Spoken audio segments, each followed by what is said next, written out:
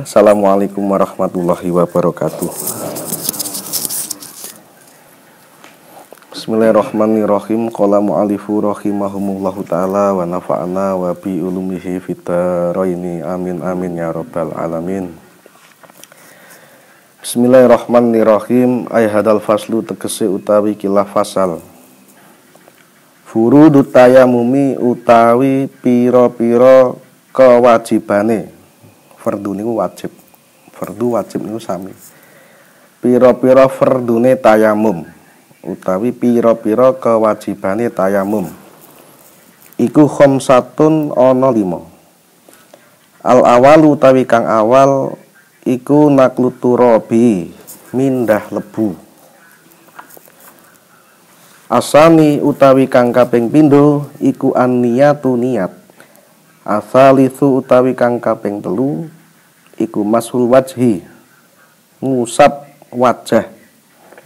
Ar-rabi'u utawi kang kaping 4 iku mashul yadaini ngusap tangan loro. Ilal mirfaqaini tumeka maring sikut loro. Al-khamisu utawi kang kaping 5 iku at-tartibu urut-urut utawa tertib urut-urute wau bainal mashataini ing dalem antarane usapan loro. Monggo Pak Panto. Bismillahirrahmanirrahim. Nek wingi sampun nerangake tentang napa syarat-syarat daripada tayamum. Sekarang menginjak masuk kepada kewajiban atau fardunya tayamum. Apa saja kewajiban-kewajiban ketika kita sedang bertayamum. Berarti di dalam tayamum. Fardu dan wajib niku napa sami. Teng mriki diterangake pilih fardune tayamum, di situ ada 5. Yang pertama yaitu naklut turabi. Naklut turab niku berarti memindah lebu. Artinya ketika kita mau bertayamum sudah menyediakan debu yang suci, maka di situ kita yang wajib untuk dilakukan pertama kali yaitu memindah debu. Mindah debu ya berarti dari tempat tempat debu tadi, wadah dipindah menggunakan telapak tangan tadi, dipindah ke telapak tangan. Ini berarti naklut turab.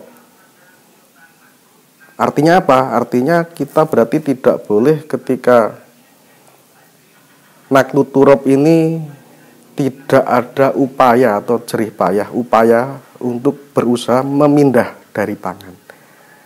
Contoh, kiambak ketika di situ ada tempat tinggi, di situ ada tempat tinggi yang sekiranya banyak debu ya. Ada kan biasanya nih kalau Pak Tri, angin besar di situ campur dengan debu. Nah, ketika di situ kita diniati sekalian, tak niati kanggo tayamum. Soalis ono angin sing mriku campur dengan debu. Nah, meskipun debu yang dibawa angin itu tadi kok bisa menyentuh sampai wajah, meskipun sudah rata sampai wajah rata, itu pun belum dikatakan naklut turab. Belum dikatakan naklut turab. Belum dikatakan memindah lebu. Karena apa? Karena tidak ada upaya. Nah, naklut turab ini berarti berupaya dengan menggunakan tangan. Berarti ini ada upaya, ada usaha. Nah, usaha untuk memindah itu betul-betul menggunakan tangan. Tidak boleh kok terus kita mengandalkan ketika mumpung ada angin besar yang di situ bercampur debu. Biasanya kan ada di sawah yang kering nih kok kadang meskipun debu yang dibawa angin itu kok suci dan rata sampai wajah niku belum dikatakan naklut turab atau belum sah secara syariatnya. Karena kita tidak ada upaya atau usaha untuk memindah. Sing paling di garis bawahi, tidak ada upaya untuk memindah dari tempat tadi menuju ke tangan sampai wajah. Oh, berarti niku upaya yang dimaksud yang mriki naklu terep itu upaya, tidak semata-mata mengandalkan ketika mumpung ono angin gede niku nggak bisa. Berarti kesimpulannya ketika di situ kok menggunakan mengandalkan angin besar yang ada debunya meskipun rata, itu belum dikategorikan sah secara syariatnya. Terusannya yang nomor 2, asani an-niyatu. Nah, niat itu di dalam segala aktivitas, apalagi kok ibadah.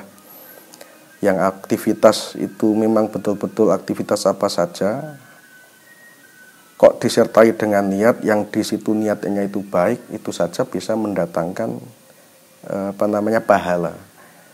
Kaya riyen kula nate matur, perkara mubah, sesuatu yang mubah itu berarti dilakukan tidak mendapatkan dosa dan tidak mendapatkan pahala. Tidak dilakukan, ditinggal, itu pun juga tidak mendapatkan pahala atau dosa. Tapi ketika manakala di situ disertai dengan niat yang tulus untuk kebaikan, maka di situ akan mendatangkan pahala. Nah, ini kan mubah. Apalagi di sini kok sifatnya ibadah. Ibadah ini kan ibadah mahdhah. Ibadah yang memang betul-betul murni kepada Allah. Maka di situ harus disertai dengan niat. Berarti niat ini dihilangkan, ya enggak bisa memenuhi syarat, tidak memenuhi syarat memenuhi kefarduan atau keabsahan daripada tayamum. Berarti niat itu fi'lul qalbi itu lagi-lagi harus diikut sertakan terus dalam segala aktivitas, maupun itu aktivitasnya itu apa tadi mubah, kecuali nek jenengan kok misalkan arek kaya awak kiambak arek saka bar Jumatan terus tak niat ganti sandal sing apik bismillahirrahmanirrahim. Jika sandal kok bismillah ya apik kata-katane, tapi sing dijikuk wong iku malih. Lah niku tetep mboten saged. Ora iso dikategorikan bismillah sunat ora, ya ora sunat. Bismillah itu apik, tapi tidak sunah. Itu kaya dene disamakan seperti itu. Apa jenenge bahasane niku? Nah niku wis carane niku bahasane niku sesuatu sing kaya-kaya apik tapi pekerjaannya buruk. Kaya-kaya apik, mengajak dengan kebaikan, tapi ternyata ada misi yang buruk. Nah ini nggak bisa dibenarkan, meskipun itu disertai dengan keagamaan sing kita yakini. Terusane mulai asalisu mashul wajhi. Terusane fardu yang berikutnya nomor 3 yaitu mengusap wajah. Mengusap wajah. Berarti ketika kita sudah memindahkan debu tadi, debu dipindah diambil, kita niat. Nah ini sunai kali diingatkan ya. Karena ini nanti kan debu kadang ada yang masih besar, tidak semua debu itu lembut, ada yang masih bentuk diayai sik lah kamane. Diingatkan supaya yang besar-besar itu rontok. Nah nek besar rontok niku niat jenengan. Nawa itu tayamum listibahati sholatil mafrudoti lillahi ta'ala. Nah, terus ketika itu kita langsung memindahkan debu yang sudah ada di tangan kepada wajah. Ini ada dua praktek. Yang pertama jenengan ngeten, yang pertama ini debu. Ketiga kali kita fardu yang ketiga berarti menempelkan apa? Menempelkan tangan ini jari yang sudah ada debu ke wajah. Mulai dari atas. Ada yang mulai dari atas. Seret. Nah terus tuh naik kan. Nah misalkan gitu. Terus langsung tunggah. Nah ini jempol ini ya maupun nempel kepada rahang ya kiri, rahang kanan kiri. Set munggah. Nah gitu. Ini yang pertama. Ada juga yang gini, plak langsung. Ngeten ya enten sing ngeten niku. Ning nek kula riyen sing dipraktek guru kula ngeten. Sing awal mau. seret, seret, seret. Meskipun gini juga boleh, seperti tadi boleh. Seret, yuk di. Nah, ini boleh. Ini pun juga boleh. Ini berarti ketiga kali berarti kita mengusap debu ke wajah. Seperti tadi. Terusannya melih ar-rabi'u mashul yadaini. Yang keempat yaitu mengusap kedua tangan ilal mirfaqo ini sampai ke sikut. Berarti prakteknya persis mirip seperti halnya kita wudhu menggunakan air. Maksudnya yang diusap, yang dibasuh. Cuman caranya berarti kan urut, mulai yang kanan dulu, berarti jenengannya terus ser. Ngeten dugi riki berarti Pak Tri. Pun dumugi ugel-ugel atau napa sikut berarti kayak diputer. Sret. Sit. Nah. Ini yang tangan kanan. Yang kedua kali berarti sing kiri. Sret. Sret sampai sikut. Terus ser. Sit. Set. Sret sing kanan, sing kiri. Nah. Satu kali cukup niku, satu kali cukup. Cara jenengan kok dirasa belum cukup, masih kurang, 2 kali boleh, 3 kali boleh. Caranya taslis. Taslis berarti ngaping teloni. Niku kan cara teng wudu sunat. Nah, jenengan ngaping teloni enggak masalah. Tapi sebetulnya 1 kali pun sudah cukup. Karena ini kan ganti daripada wudu. Pengganti itu kan tidak bisa maksimal seperti hanya wudu. Artinya ketika di situ kok banyak pengurangan ketika wudu kan yang dibasuh 4 anggota. Ini cuma 2. Ini karena kenapa? Karena memang ini keadaan tayamum itu untuk bersuci dalam keadaan darurat. Daruratnya apa? Karena apa? Karena kemarin seperti yang saya bilang, ada kalanya kita sedang keadaan sakit. Ada kalanya fakidul ma', karena kita tidak ada air sama sekali di daerah kita, di rumah kita atau di daerah kita. Atau ketika ada air tapi mahal harganya. Dan lain sebagainya. Banyak faktor kenapa kita diperbolehkan wudhu. Dan wudhu ini kan yang menggunakan tayamum, tayamum ini kan dalam ketika kita dalam untuk menghilangkan hadas kecil. Sebetulnya bukan menghilangkan, tapi listibahati sholatil mafrudoh, cuman hanya untuk diperbolehkan untuk melakukan sholat fardu. Berarti kalau seperti itu ada kalanya wudhu tayamum ini yang nantinya ketika kita mendapatkan air ada kalanya harus i'adah. I'adah berarti mengulang sholatnya kembali tapi menggunakan wudhu yang menggunakan air. Ada yang tayamum yang seperti itu. Tapi ada juga tayamum itu ketika kok sudah ada air pun tidak harus mengulangi, itu pun juga ada. Ada kriteria tersendiri di antara itu.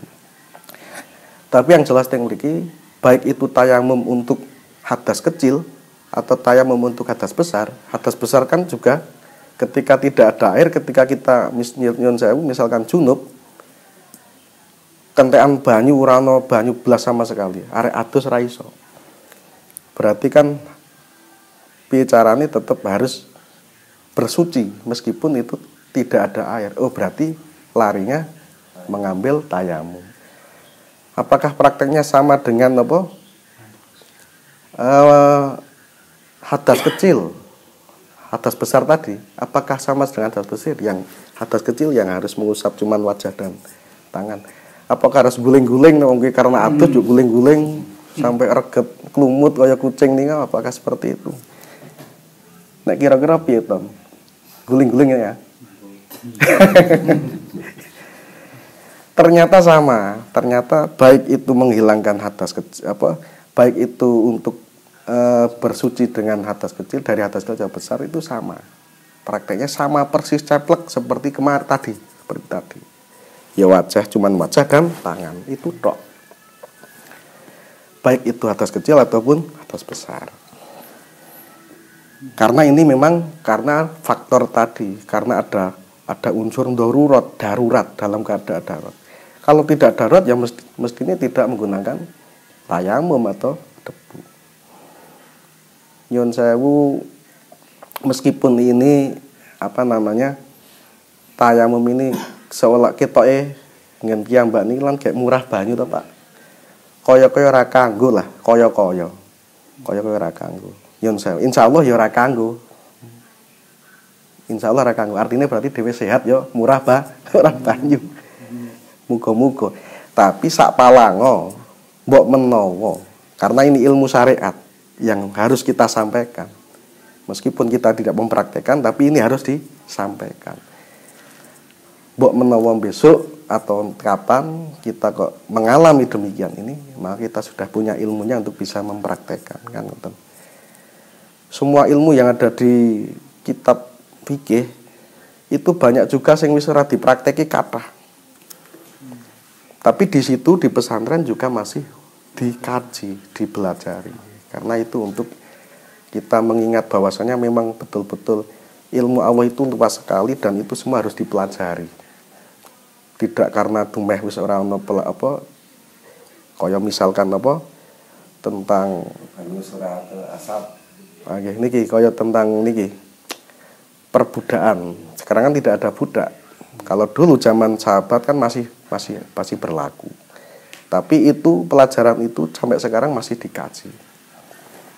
Budak kan nggak ada sekarang. Kemudian budak kan seperti halnya sapi, kambing yang dijual belikan seperti halnya hayawan, kewan yang umumnya ini kok budak itu. Padahal itu manusia. Kalau sekarang kan enggak. Sekarang alhamdulillah nggak ada perbudakan. Karena apa? Karena memang Allah pun membenci dengan perbudakan. Maka dari itu Allah tidak terus memerintahkan Kanjeng Nabi Muhammad supaya untuk menghapus perbudakan dengan cara keras.